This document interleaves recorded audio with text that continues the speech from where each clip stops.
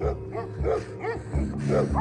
the 22nd of March 1999, a terrified woman ran through the streets of New Mexico, naked.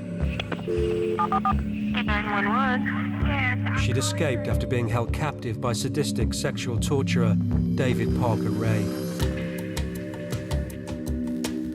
She wasn't his only victim. I was scared. I didn't know if he was going to kill me or not. He could get a woman in virtually any position. She was his sex slave. More than 30 women had passed through Parker Ray's torture chamber. The police suspected that many of them had been murdered. I've never had any question that David Parker Ray is a serial killer. The police launched a vast search for bodies, but Parker Ray was always one step ahead.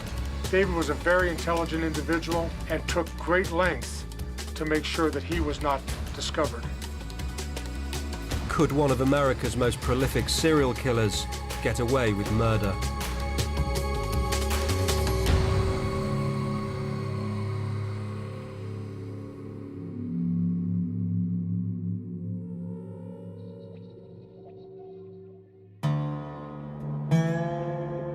New Mexico, a barren land with the second highest murder rate in America. Cut off from the world by 40,000 square miles of desert, Truth or Consequences is a town where people go about their business and few questions are asked. Population 6,000 and falling. Truth or Consequences has kind of an undercurrent of criminal activity. We investigated a murder where a guy was stabbed 43 times. We had another murder where a guy beat his wife and put her in the trunk of the car and burned her in the car. Then there was a man found dead in his apartment. He had blue panties on and no other clothes. He had a doorknob inserted in his rectum. This is just a community where strange and bizarre crimes occur. On the 22nd of March 1999, the police received a call that would open a case far more shocking than anything they'd seen before.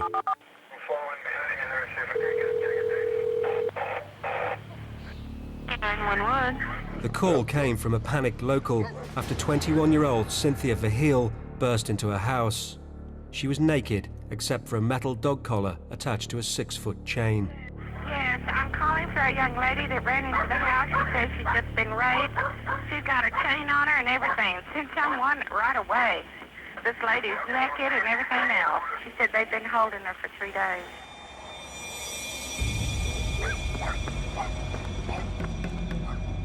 So the officers arrive on the scene. Cynthia Verheul's telling them, "Don't let them get me. They kidnapped me. They tied me up. They raped me." The officers, of course, you know, who and where and all these questions are coming up in their minds. And sometimes it's really difficult to get answers from a frantic person. Cynthia Verheul was a prostitute with a heroin addiction. She said she was abducted by a client and driven to a house on the outskirts of Truth or Consequences. As far as when a police officer is called to an incident involving a prostitute, that's always in the officer's mind is, what degree of credibility do I give this lady? Especially if it's a real bizarre story. The house belonged to David Parker Ray, a 59-year-old mechanic. Cynthia said that she was on a bed in a kind of an expanded trailer house. She was naked. She was handcuffed, and she had a collar around her neck, which was attached to a pole. She was given a bucket for a toilet. She was sexually assaulted. She repeatedly sexually assaulted. She was under the impression she was going to be killed, so she was desperate to get out. Cynthia Verheul said that she was held in this house for 3 days. On the third day, Cynthia Verheul said that a fight ensued. A lamp was broken. Cynthia Verheul then was able to escape out the back door of this residence. Parker Ray was arrested. The police obtained a search warrant for his house to investigate the prostitute's allegations.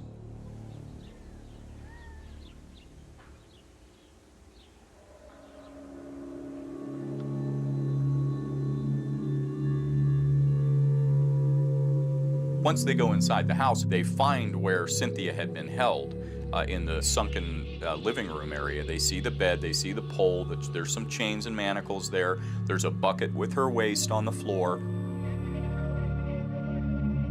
There was obvious signs of a struggle and disarray in the room.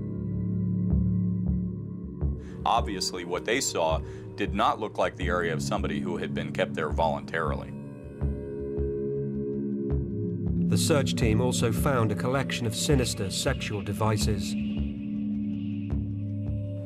Everything that they were seeing did nothing for them except to add evidence and corroboration to what Cynthia, their victim, was telling them.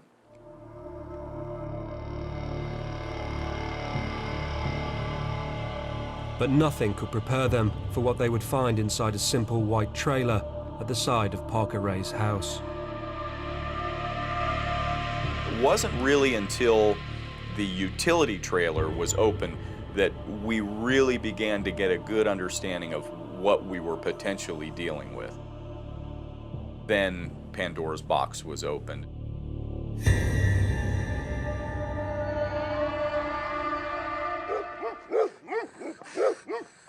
In the desert town of Truth or Consequences, prostitute Cynthia Verheul was recovering in hospital. She had escaped from 3 days of sexual torture at the hands of David Parker Ray. Parker Ray had been arrested. He was a 59-year-old mechanic and a father of 2. Go and state your name for the record. David Ray. David Parker Ray. He claimed that the prostitute had agreed to a session of rough bondage. Yes. Okay. Was she a willing participant, or Yes. did she not want to do it? She was willing. Okay. At Parker Ray's house, the police were discovering the horrifying truth. The search team had arrived at a seemingly innocuous white trailer.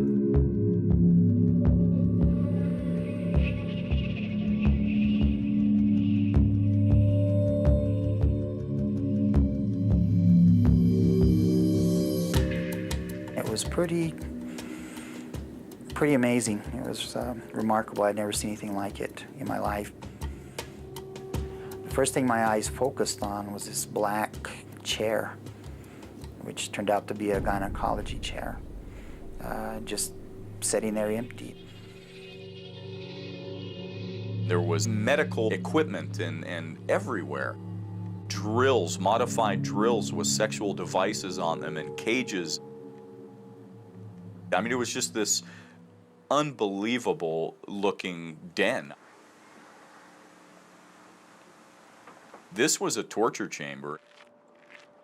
David Parker Ray called the trailer his toy box, or Satan's den. To see it the first time just kind of gave you a feeling of sickness, and it was just remarkable how everything was set up. Everything in here denoted pain. Everything in here denoted destruction. There were several items in there that were obviously meticulously crafted by hand and were very, very sinister. David was known as very adept with his hands, as an excellent mechanic. By day, Parker Ray worked for the local state park.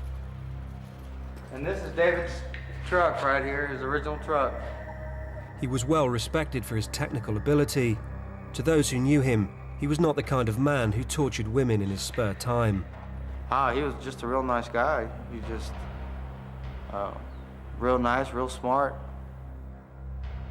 He was always eager to help these other guys do things, you know, around here. And these are some things that he's made. He named them snake catchers. That's a rope through a piece of pipe. Put the snake in there. It's a pretty creative piece of work he did there.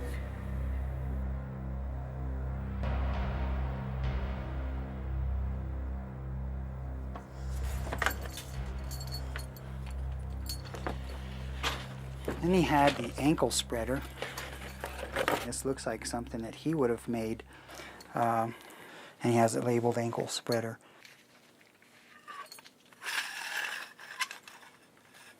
He could get a woman in virtually any position that he wanted her in. She was his sex slave when they entered this trailer. And then he had the dildo fashioned out of, looks like a plastic pipe, actually. These are nails that have been melted into this plastic collar, and this would be inserted in her vagina or anal canal. And he would work it until he could get it all the way in, and then they would have these spikes here. They're going to go in, you're going to get poked, it's going to be very painful, and rip their inner thighs out. I have to wonder how many people came in contact with all this stuff.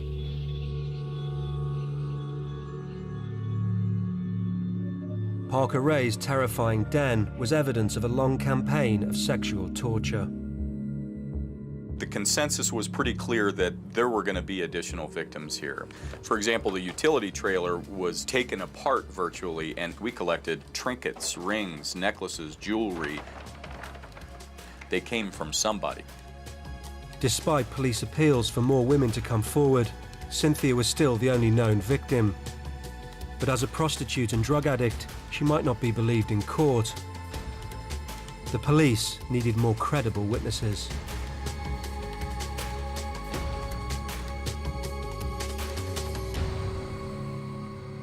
Inside the toy box, Parker Ray had set up 2 video cameras. The suspicion was that he had recorded the suffering of his captives. It made sense to believe and was logical to deduce that there were videotapes somewhere. And many, many were found. There were probably 100, at least 100. Most of the tapes contained nothing of relevance, but one would prove explosive.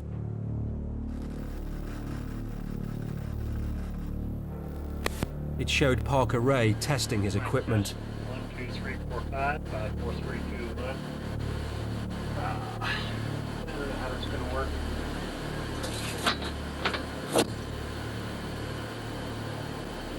Then it cut. This might turn it off. And when it came back to life, Parker Ray was with a captive.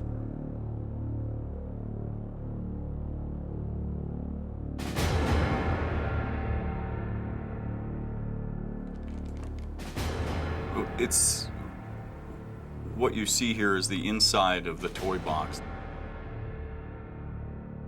You see a youngish, blonde-haired woman with David, strapped down naked.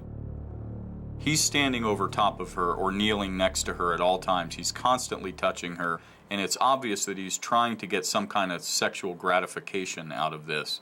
She appeared to be unconscious, or at least unresponsive to anything he was doing to her. This doesn't have any of the earmarks of a consensual encounter between 2 people who just enjoy this kind of behavior.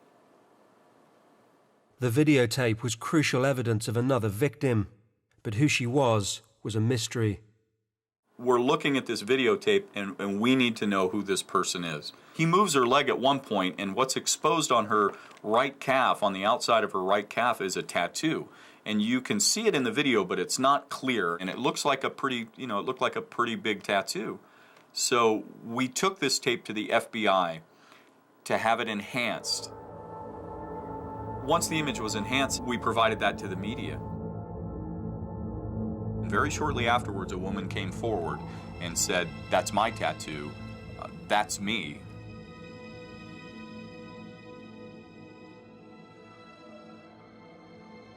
That tattoo I have is unique. Nobody else has it. Kelly Van Cleve was a 25-year-old childminder.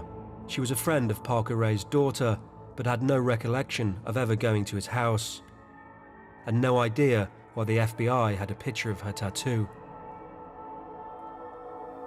They told me that it came off of a video they found in David's house. Toy box, as they called it. It was weird, and I was scared.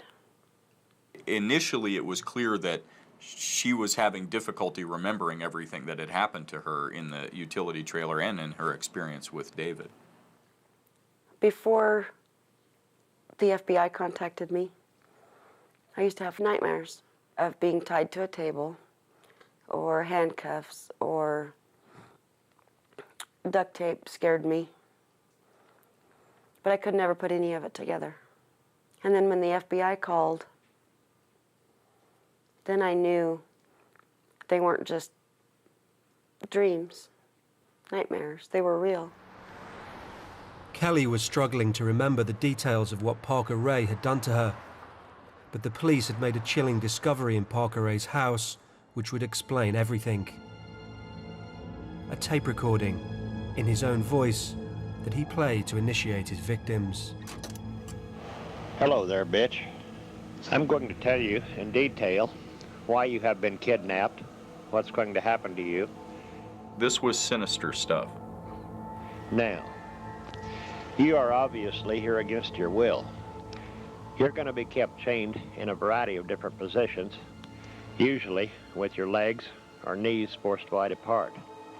You'll be raped thoroughly and repeatedly in every hole you've got.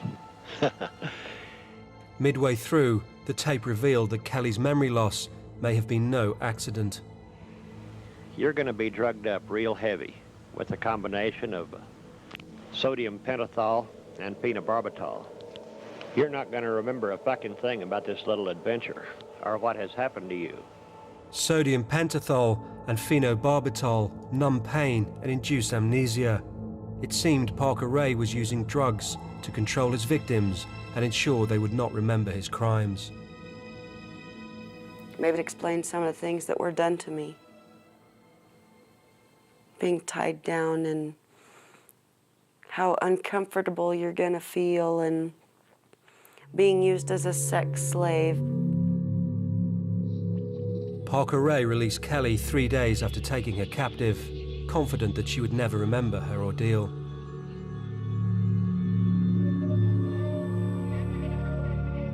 But as the police questioned her, memories started to surface. Over time, she was able to piece together elements of her captivity in the toy box. I didn't know how long I had been there. I could see under the duct tape once in a while. Had all kinds of sex devices and whips and chains and stuff. I remember him coming and going several times, but I don't know how many times. When he was in there for a long time. I was scared. I remember telling him that I wanted to go home. I didn't know if he was going to kill me or not. I don't ever remember drinking or eating anything. He let me up to use a porta pot once, but I was shackled to do that.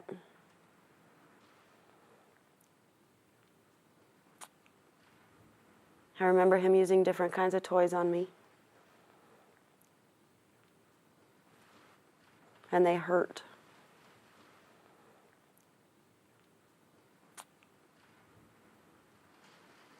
That's about all I remember.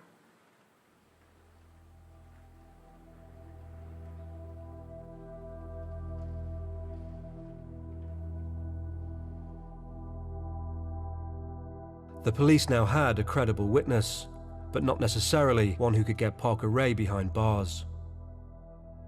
Potential weakness that she didn't remember certain things. She didn't have a clear recollection of others.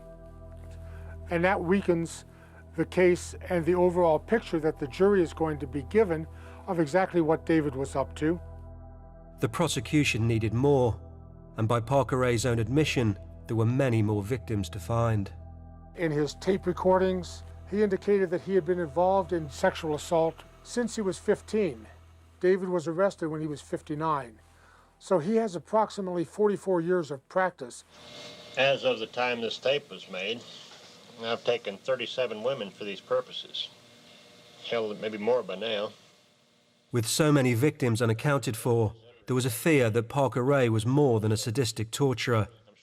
He could be a prolific serial killer. You are expendable. It may sound harsh and cold, but I won't have any qualms at all about slicing your throat. If you believe what David says on the tape is true, that he rapes and tortures women, there's no reason not to believe the other parts about killing women and disposing of their bodies is also true. Death was a constantly resurfacing idea from David, not from us, but from David in his writings and his drawings and his tapes. Everything revolved around death. I've never had any question that David Parker Ray is a serial killer. There's never been a doubt in my mind about it. Whether the case was going to be a murder trial would depend on whether we could link David to the actual killing of victims. If Parker Ray was a serial killer, he lived in the perfect place to hide the bodies. His house was on the shores of Elephant Butte Lake. At 43 miles long and 200 feet deep, it's the largest body of water in New Mexico. There was a map that we recovered in David Parker Ray's house that was just a map of the lake with X's on it. David had a sailboat, a large skiff sailing boat with depth-finding equipment, and he knew that lake very, very well, and he knew where the deepest places in that lake were. I was hoping that we were going to have a body. I was praying that we were going to have a body. There were overall between 2 and 3 full dive missions that were performed there without being able to locate any evidence that we could connect definitively to the Parker Ray investigation. David had the perfect job if he wants to hide bodies or whatever. He had access to every nook and cranny of Elephant Butte State Park. He had access to areas that are kept under lock and key, that keep the public away from, but to which he had access. We searched caves, holes in the ground, wells, mines, lakes. We searched everywhere we could possibly think. It was endlessly frustrating.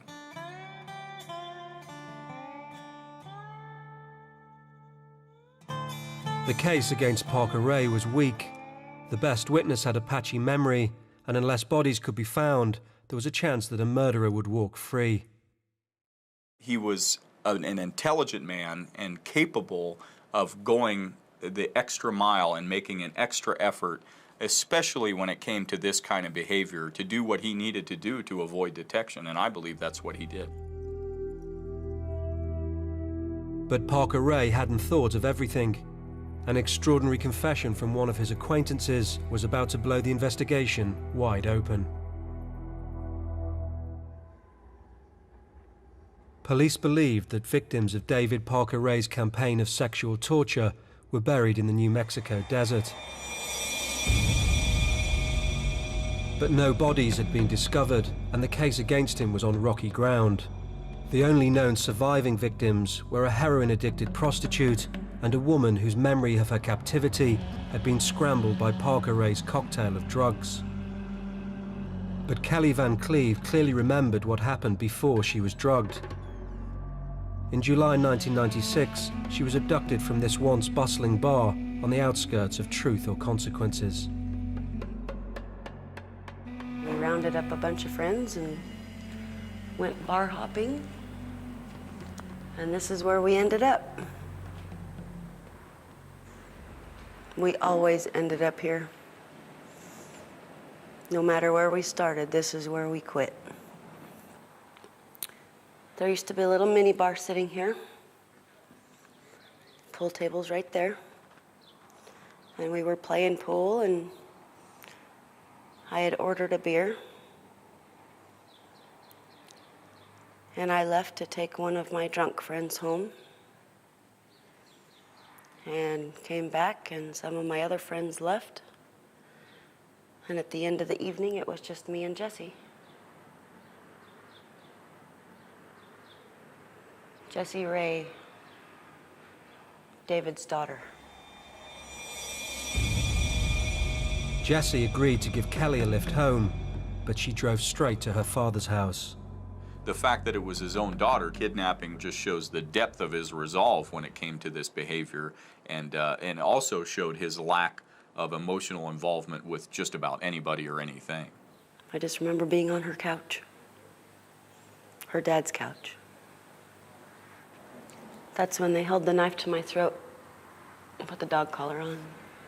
We duct tape, handcuffs. And I ended up tied to a table.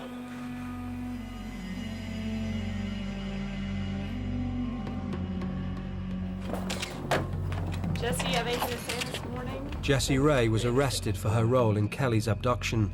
Are you optimistic that you'll be out soon? Yeah. It wasn't the only time she'd taken someone home to meet her father. In July 1997, 1 year after Kelly's abduction, a friend of hers had gone missing from the same bar. Marie Parker was a 21-year-old mother of two. And it was almost midnight. She said she was going to go home and check on her kids. She'd be right back. By the time the bar closed at 2 o'clock, she still wasn't there and her car was still there, so. But somebody said Jesse followed Marie out. No one has heard from Marie Parker since that night. She had 2 little girls. There was no way she was going to leave her kids. So I knew something had happened. The similarities between Kelly's abduction and Marie's disappearance seemed unlikely to be coincidence. You ever heard of a woman named Marie Parker? Not really, no. She's a woman that disappeared about 2 years ago. And I just thought I'd ask, since I had the opportunity, I'd ask, see if you had any information that you could provide me with that. With Marie Parker, we knew he was involved, but we didn't have enough information or evidence to pin anything on him. She's the one that disappeared from one of the bars? Yes, sir. Okay. You know anything about that? I know of the incident, that's all. You weren't a part of that by chance? No, certainly not. On the night Marie disappeared, Jessie Ray had been at the bar with a friend of her father's called Roy Yancey. The police suspected he was an accomplice and brought him in for questioning. His statement was astonishing. From what I understand is that he's had many years of kidnapping, torturing, and killing women. The story that Roy gave was that Marie Parker had in fact been a victim of David Parker Ray, that she had been abducted while she was in the toy box. She was systematically tortured over a period of a couple of days. When she wasn't being tortured, she was placed on a cot and slid underneath a part of the wall in the toy box that they could shut and lock. And at the end of all of this, the information that Roy Yancey gave us was that he was instructed to kill Marie Parker by strangulation. How did you come up with the idea to kill Marie? That was David Ray Parker's idea. It's pretty remarkable. It just seemed like it went up to a different level, and each level it went up to, it became more overwhelming. And then I began to wonder, where's it going to end? I know they ended up giving me a rope and telling me to strangle her. And she wasn't dying fast enough. Okay, but you said she wasn't dying fast enough. Was she struggling, or? Yeah, she was struggling. We have no doubt that his statement was accurate. His details were such that it's unquestionable that Roy Yancey killed Marie Parker. I was told not to tell anybody anything, or I was going to be killed and thrown in the ditch. And who told you that?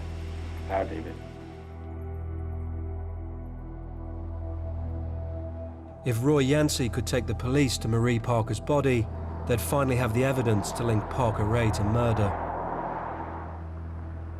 David and Roy, according to Roy Yancey, took the body out to a remote location in the desert, rolled it down a ravine, covered it up with a little bit of dirt, and then drove back. And Roy was very specific and detailed about the location where this happened. He remembered, he said pretty well where this was. We felt that if we were able to locate this body, it was going to be a domino effect, and soon this was going to lead to more and more and more. We spent the better part of a week with Roy Yancey going to several different locations. We had 40 people out looking in these areas. We had helicopters out looking in these areas, and still we weren't able to recover a body. And Roy's, I guess, hypothesis, which seems to be credible and makes sense, is that David returned to that location after the body had been disposed of and relocated it. Yet again, David Parker Ray had been meticulous in avoiding detection. We spent a great deal of time chasing an intelligent man who was well versed in what he was doing and certainly able to cover his tracks very effectively. We were always one step behind him. There's thousands upon thousands of deep, narrow ravines, nooks and crannies, and where do you look? We could be standing above her right now and never know it. And I often wonder how close did we actually come to her or some of the victims during the course of this. Roy Yancey pleaded guilty to second-degree murder and was sentenced to 20 years. But David Parker Ray maintained his innocence, and without Marie Parker's body, murder charges could not be brought against him. It's extremely frustrating to know that he's committed murders and yet not have sufficient evidence to bring this matter to a resolution at a court of law. But the fact that we couldn't prosecute him for murder made it all the more important that we successfully prosecute him for the rape, tortures, and kidnappings that we could prove in court that he did. The trial of David Parker Ray began on the 29th of June 2000. His fate now lay entirely in the hands of Kelly Van Cleve. Despite her patchy memory, she would have to convince a jury that he had kidnapped and sexually tortured her. I didn't want to go to court. I didn't want to have to go face him. But I did it. He couldn't be out on the streets any longer. I had to do it.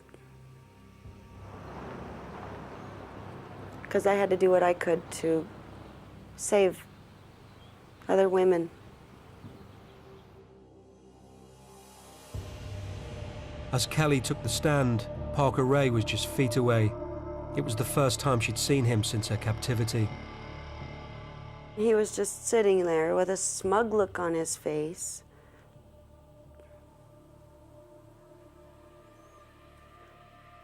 And it pissed me off. He acted like he was totally innocent and he had done nothing wrong. I didn't want to cry and let him know how much he hurt me. I didn't want to be his victim. That was difficult. Kelly explained what she could of her ordeal in the toy box, but under cross-examination, she was attacked rigorously. The defense point of view has to be, in this case, that she's not a credible witness and therefore should not be believed because she couldn't remember what happened. You sit up there on the stand and wonder, are these guys going to believe me? David's story was that she came over quite willingly, that they had some beers, and that she had consensual sex, that the sex became kinkier as she stayed longer, and that he cleaned her up and sent her home at the end of it. Just lies. I think that was the most difficult part, was all the lies that they said. I could have faced David without the lies. People often do things that they can't live with.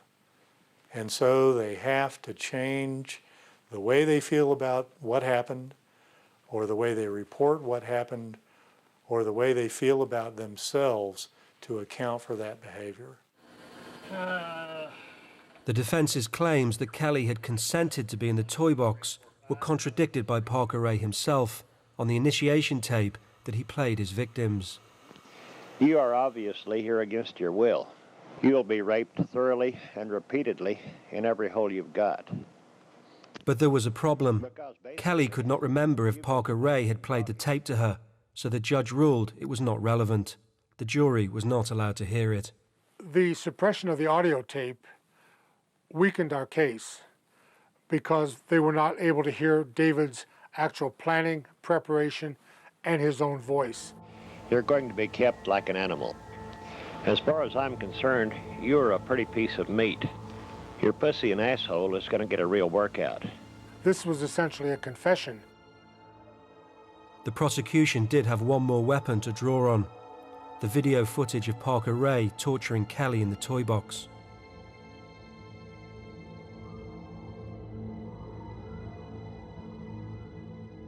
When you look at the tape, you see that there's no evidence of injury because he's not beating her. He's touching her gently. He caresses her breasts. He lightly rubs her stomach. He lightly rubs her arms. She was able to sit there and loosen up her joints and the way you would if you'd done something strenuous. And that was our interpretation of the tape. I knew the defense was going to try to turn everything around on me. But I didn't think that with the tape, I figured everybody would know. Everybody could see I wasn't there willingly. After a 2-week trial, the jury retired to consider whether Kelly's testimony was enough to lock up Parker Ray for life. Kelly's the one who the jury has to believe in order for them to return a guilty verdict.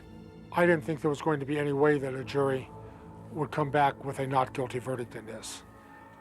When they finally made a decision and everybody got back to the courtroom, I knew it was going to be a guilty verdict. It had to have been a guilty verdict.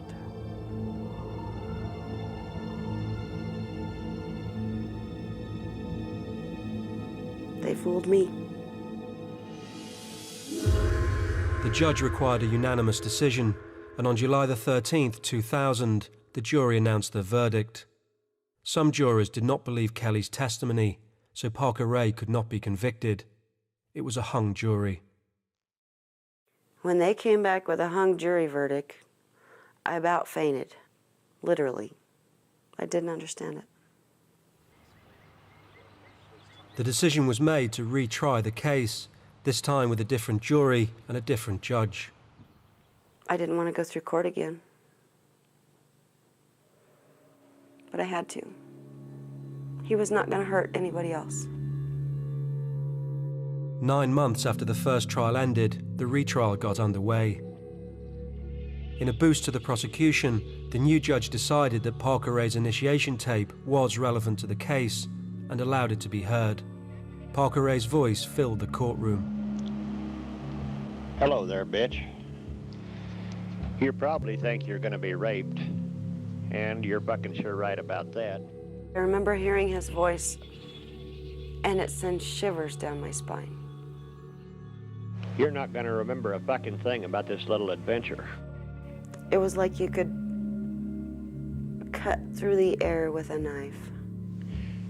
As far as I'm concerned, you're a pretty piece of meat.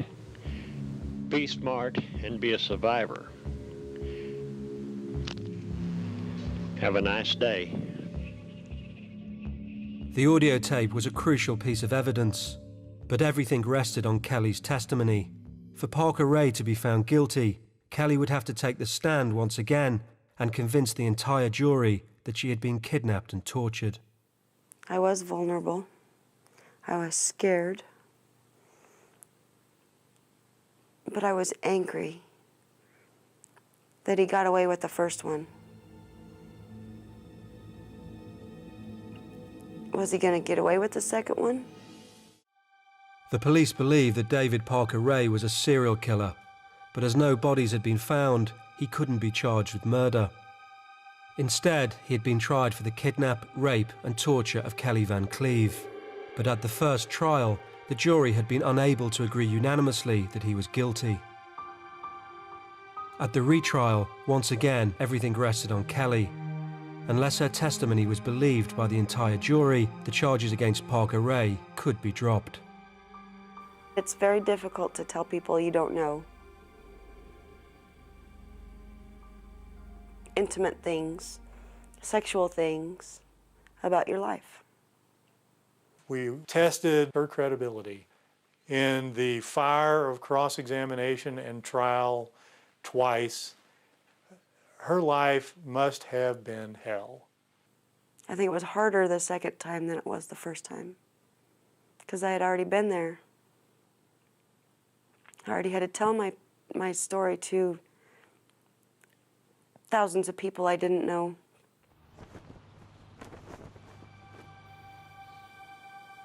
And that first jury didn't believe me. On April the 16th, 2001, after a week-long trial, the jury retired to consider what they'd heard. It took them just 5 hours to reach a unanimous verdict. I was sweating. I didn't know what they were going to say. Had no idea.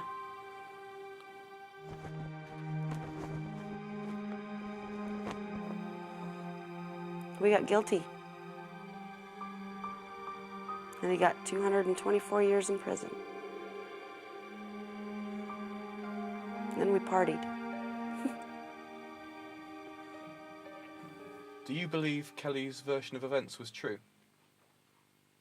Oh, so the question is whether I believe that she was abducted by the Ray family and held captive and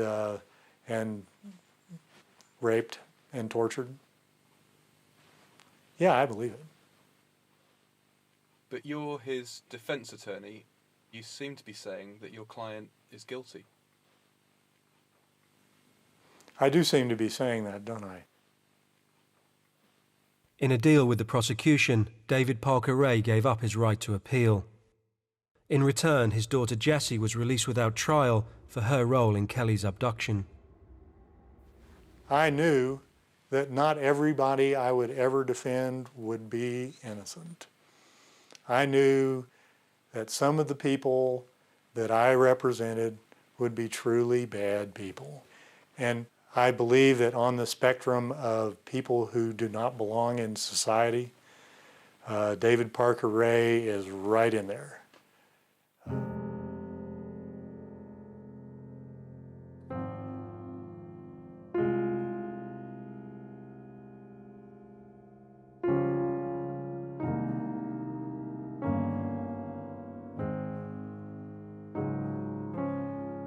Was justice done? I don't think justice can ever be done in these types of cases. What David did to these women, no amount of punishment to him can take away what those women have to live with. David took too much of me away. I feel like I'm a totally different person. I don't go anywhere. I don't trust anybody. I miss the old me.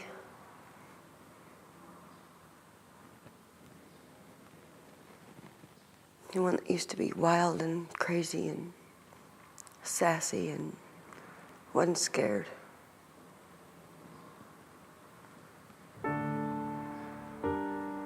I would do just about anything to get the old me back.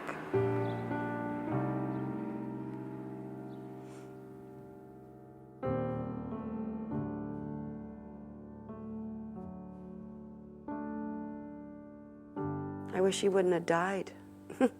I want him alive. I would ask him why. Why me? Why did he take me home? Why didn't he kill me? I wish he was still alive so he could tell us what happened to all those other girls, where he buried them, how he killed them, so those other families could have some closure.